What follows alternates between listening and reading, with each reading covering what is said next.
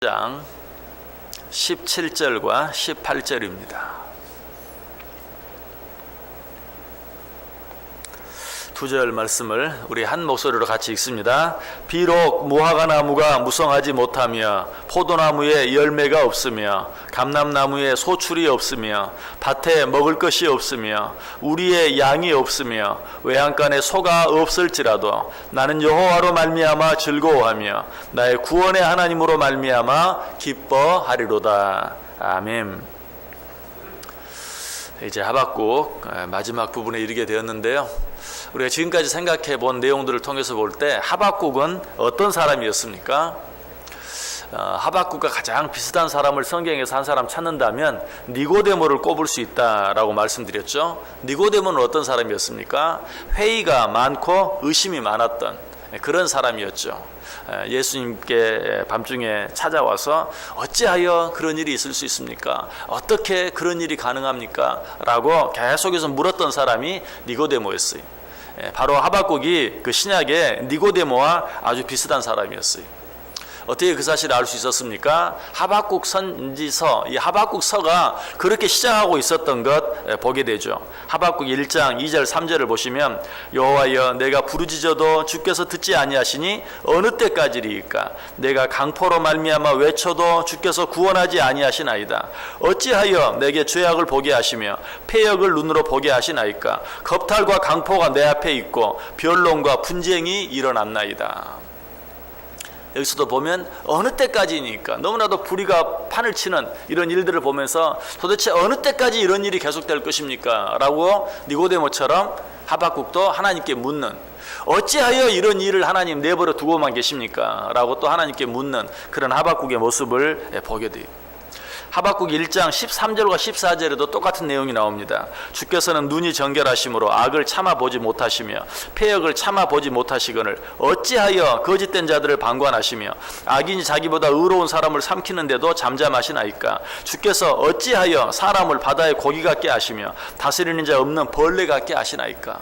여기도 어찌하여 라는 말이 두 번이나 나오는 이런 구절들 뿐만 아니 몇 절만 읽었지만 하박국 1장 전체에 이런 내용이 가득 차 있어요.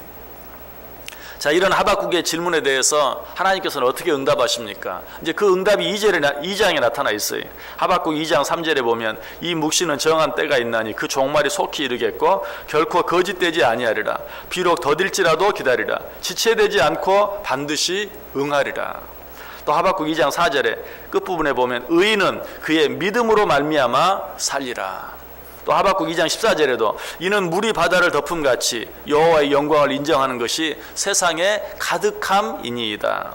하박국 2장 20절에도 오직 여호와는 그 성전에 계시니 온 땅은 그 앞에서 잠잠할지니라. 무슨 말인 것 같아요? 네가 지금 뭐 어느 때까지니까 어찌하여 이런 일이 있습니까? 라고 나에게 자꾸 묻는데 기다려라. 내가 한 모든 약속이 지체되지 아니하고 응할 때가 있을 것이다. 너는 하나님 앞에서 잠잠하라. 하나님께서 하박국 선지자에게 말씀하시는 것이. 그리고 3장에 들어오면서는 어떻게 해요? 하나님의 너무나 영광스러운 모습, 정말 하나님의 그 놀라운 능력들에 대해서 3장에는 계속해서 언급이 됩니다. 대만에서부터 오시며 바란산에서부터 오시는 하나님, 어떤 모습이라 그랬죠? 이 땅에 강림하시는, 이 땅에 강림하실 때 정말 산이 떨리고 땅이 떨리고 하는 그런 모습들 이야기하죠. 역병을 행하시고 불덩이를 우박과 함께 내리시는 하나님, 적게는 이스라엘 백성들을 출애굽시킬 때 하나님께서 그 하나님의 뜻을 거역한 애굽과 바로에게 내리셨던 10가지 재앙들에 대해서 이야기하고 있다고 그랬어요. 강물이 피로 변하게 하시고 홍해와 요단강을 가리시는 하나님, 또 갈랐던 그 바다 강을 다시 합치시는 하나님, 뿐만 아니라 한 번 하신 말씀은 반드시 실행하시고 약속은 반드시 지키시는 하나님, 무엇보다도 해와 달까지도 멈추시게 하시는 하나님, 그리고 열국을, 여러 모든 나라들을 발로 밟으시는 하나님, 이런 하나님의 모습에 대해서 하박국 3장에 들어와서 계속 이야기하고 있어요. 자, 이런 하나님의 말씀들, 이런 하나님의 약속들, 이런 하나님의 모습들에 대해서 하박국 선지자는 어떤 반응을 보였습니까? 처음에는 그 하나님의 모습이 너무 크고 놀라워서 그 앞에서 두렵고 떨었다고 말하고 있죠. 오늘 본문 바로 앞에 있는 16절에서 내가 들었으므로 내 창자가 흔들렸고 그 목소리로 말미암아 내 입술이 떨렸도다. 무리가 우리를 치러 올라오는 한낱 날을 내가 기다림으로 썩이는 것이 내 뼈에 들어왔으며 내 몸은 내 초소에서 떨리는도다. 하나님의 이 놀라운 모습에 대해서, 하나님이 행하실 그 놀라운 일들에 대해서 생각하면서 두렵고 떨었다라고 이야기하고 있어요. 그러나 하박국 선지자는 이런 두려움에 오랫동안 사로잡혀 있지 않았어요. 그러나 하나님께서 이런 놀라운 일들을 행하시는, 어떻게 보면 이런 무서운 일들을 행하시는 이유가 무엇인지 깨달았어요. 그 이유가 무엇이라고 말했습니까? 바로 어제 아침에 말씀드렸죠. 우리를 구원하시기 위하여. 하나님이 그 모든 일, 정말 무서울 정도로 놀라운 그런 일들을 행하시는 근본적인 이유가 무엇인가? 우리를 구원하시기 위해서. 예레미야 선지자도 이 사실을 깨달았죠. 그 예레미야 선지자도 처음에는 불의하고 불공평하고 힘들고 어려운 일들을 보면서 하나님 어찌하여 이런 일들이 우리에게 있습니까? 역시 그도 원망하고 불평했어요. 그러나 그가 깨달은 것이 무엇이죠? 예레미야가 3장 32절과 33절에 보면 그가 비록 근심하게 하시나 그의 풍부한 인자하심에 따라 긍휼히 여기실 것입니다. 주께서 인생으로 고생하게 하심이 본심이 아니시로다. 이처럼 우리로서 이해할 수 없는 많은 일들을 행하시는 하나님의 본심이 우리를 고생시키기 위해서가 아니다. 그가 깨달은 게 뭐예요? 우리를 위해서, 궁극적으로 우리를 구원하시기 위해서. 지금 하박국 선지자가 그것을 깨달은 것이, 하나님 왜 이런 무서운 일들을 행하시는가? 우리를 구원하시기 위해서. 자, 이 사실을 깨달은 하박국이 드디어 어떤 고백을 합니까? 이 세상에서 가장 아름다운 고백을 해요. 바로 오늘 본문 17절 18절. 비록 무화과나무가 무성하지 못하며 포도나무에 열매가 없으며 감람나무에 소출이 없으며 밭에 먹을 것이 없으며 우리의 양이 없으며 외양간에 소가 없을지라도 나는 여호와로 말미암아 즐거워하며 나의 구원의 하나님으로 말미암아 기뻐하리로다. 이제는 하박국 선지자가 어떻게 했어요? 어느 때까지입니까? 어찌하여 이렇게 하십니까? 자기 앞에 일어나는 불의하고 불공평한 일들, 이런 일들을 보면서 어느 때까지, 어찌하여, 왜? 라고 하나님 앞에 묻고 따지고 질문했던, 아니 그 물음은, 그 질문은 결국 뭐예요? 하나님을 향한 원망이고 불평이었어요. 그러나 그 모든 일들을 행하시는 이유가 우리를 구원하시기 위함이라는 사실을 깨닫고 그는 드디어 고백하는 것이, 무화과나무가 무성하지 못하며 포도나무에 열매가 없으며 감람나무에 소출이 없으며 밭에 먹을 것이 없으며 우리의 양이 없으며 외양간에 소가 없을지라도 나는 여호와로 말미암아 즐거워하며 나의 구원의 하나님으로 말미암아 기뻐하리로다. 아무것도 없다 할지라도, 아니 이 세상에 되어지는 모든 일이 내 생각과 다르다 할지라도, 내가 원하는 것과 다르다 할지라도, 내가 원하는 것과 정반대로 되어진다 할지라도 나는 나를 구원하시는 여호와로 말미암아 나의 구원의 하나님으로 말미암아 기뻐하고 즐거워하겠다. 여기 나오는 무화과나무, 포도나무, 감람나무는 뭘 말합니까? 성경에서 항상 축복을 말해요. 축복을 상징해요. 그런데 무화과나무 잎이 없고 또 포도나무와 감람나무 열매가 없다는 건 뭘 말해요? 하나님께 내가 축복을 받았다라고 생각할 만한 것이 아무것도 없다는 것이, 아무리 둘러보아도 하나님의 축복을 받았다라고 생각할 그런 것들이 내 속에 아무것도 없어요. 또 밭에 소출이 없다, 열매가 없다, 이 말은 무슨 말입니까? 우리의 양이 없다, 소가 없다라는 이런 말은 뭐 축복은 고사하고 당장 먹고 살 것도 없다, 먹고 살기도 힘들다라는 그런 고백이. 예전 같으면 이런 일 앞에서 하박국이 뭐라고 말했을까요? 역시 하나님 어찌하여 이런 일이 내게 있을 수 있습니까? 하나님 내가 뭘 잘못했습니까? 하나님 이런 일이 언제까지 계속되겠습니까? 하나님 이런 상황 속에서도 내가 당신을 전능하신 하나님으로, 사랑이 풍성하신 하나님으로 믿어야 하겠습니까? 라고 하나님께 묻고 따졌을 거예요. 그러나 지금 하박국 선지자는 그렇게 하지 않아요. 여기서는 하박국이 니고데모와 다른 점을 발견하게 되죠. 니고데모는 어때요? 예수님을 찾아와서 어찌하여, 어떻게? 라고 처음부터 끝까지 계속 묻다가 아무것도 얻지 못하고 돌아갔어요.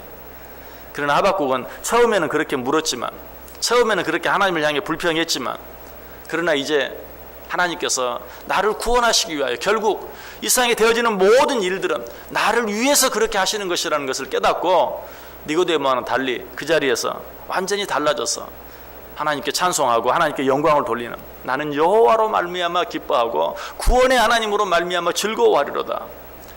내 눈앞에 내가 원하는 대로 되어지는 일이 아무것도 없다 할지라도 나는 여호와로 말미암아 또 나의 구원의 하나님으로 말미암아 기뻐하리로다. 여러분, 이 기쁨이 바로 진정한 기쁨이에요.